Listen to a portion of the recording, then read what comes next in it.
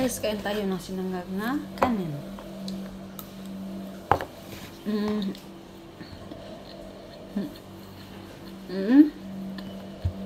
Sabi ng amo ko, when your mouth is full, don't talk. Okay?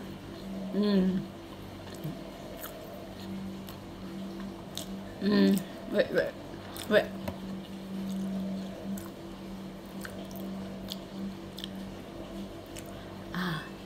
Dito ko rin, sa Singapore ko rin na, I learned from my bossing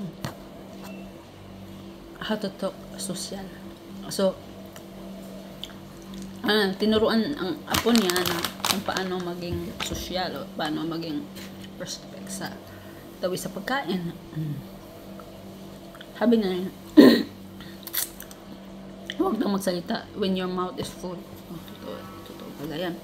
Tapos yung magkain ka sa bunganga, yung halimbawa ganito, ito yung gagawin mo.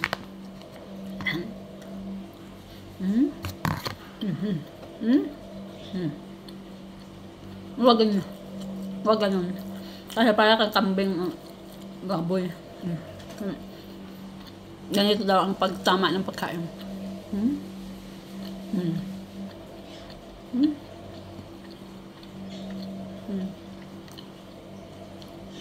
Until chew, ano mo? Yeah? Dito ko na,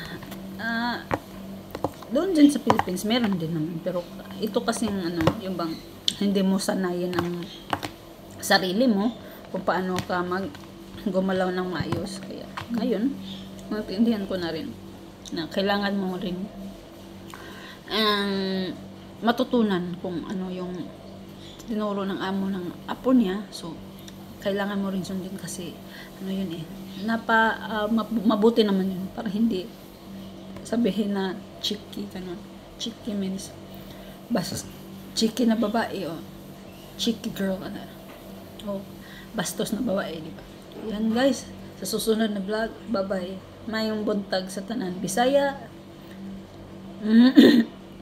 Luzon, Visayas at Mindanao, pero taga Mindanao ko guys, tubong Mindanao sa Cagayan de Oro City, Libertad ay pala, City of Cagayan de Oro City.